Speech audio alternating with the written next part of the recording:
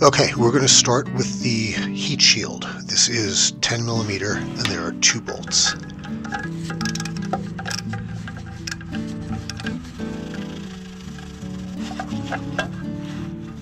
We have to take these bolts off so that we can lift the shield up and get to the upper starter bolt that's underneath there. First, the lower starter bolt is 14 millimeter.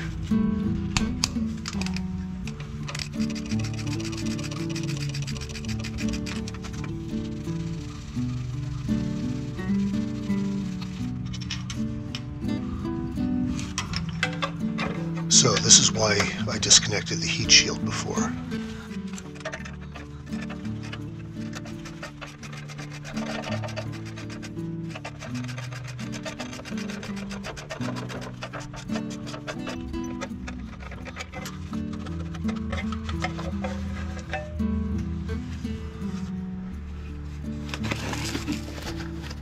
This is the electrical connection for the starter, and it's a standard Nissan pinch and pull, except it's kind of pushing away from the GoPro now.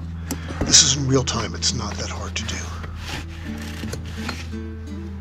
Okay. So just pull the wire over, and the next connection is 12 millimeters. You have to slide the rubber boot a little bit. It's easy enough to move the boot with just the wrench, and then loosen up the nut.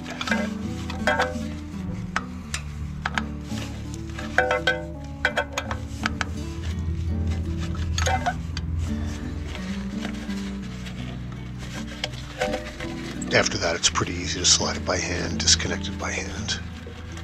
And those are the 2 electrical connections.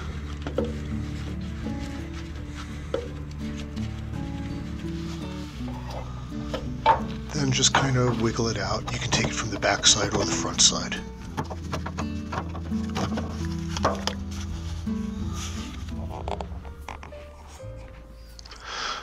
Okay, now I've got the starter in my vise, and I'm taking out 2 Phillips head screws on the top. They're just small screws. Now I'm switching the driver to 8 millimeter and taking out the 2 screws that hold the body together, or hold the cap to the body, I should say.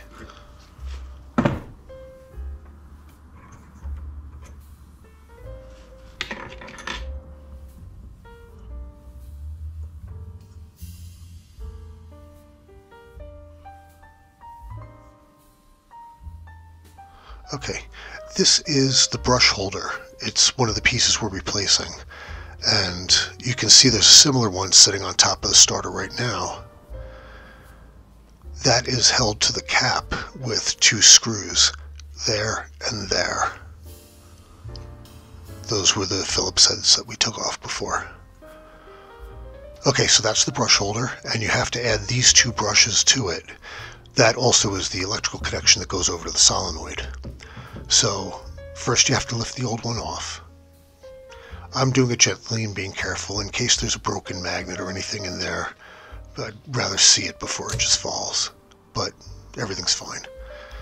And then it's 12 millimeters to remove the electrical connector from the solenoid.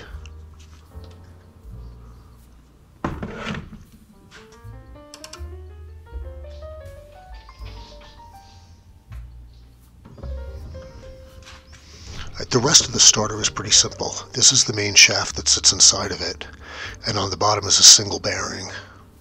It's really just a ball bearing. If it doesn't come out with that, it's probably stuck to one of the magnets inside or something. You often have to fish around for it, but it's probably in there.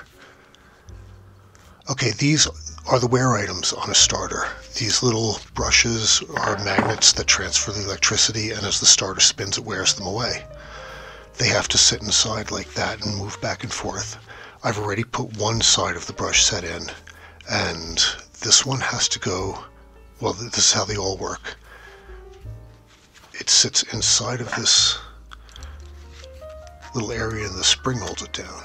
So coming from the other side, push the spring up with a screwdriver, then push the spring over again with your finger. I've got the screwdriver up against my chest. Dropping the brush down into the slot, pull out the screwdriver. It is that easy.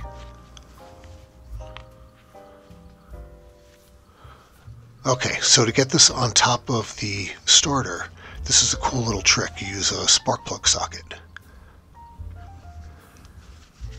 Use your finger first and then just kind of work the socket in there. And as you wiggle it little by little, it's pretty easy to get it in there. It's a lot easier to do this than to try to put it onto the starter itself. And that's about how long it takes to do it. And just slide it down, wiggle it into place.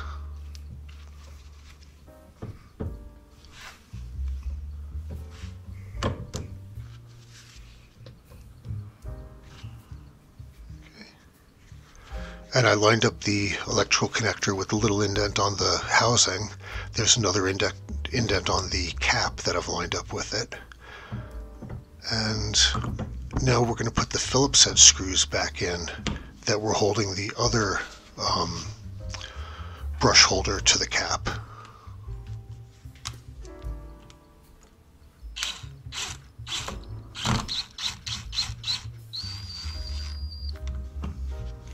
And the 8mm go back in, tighten them down, and the electrical connector goes over to the solenoid, and that's 12mm again to put that back on.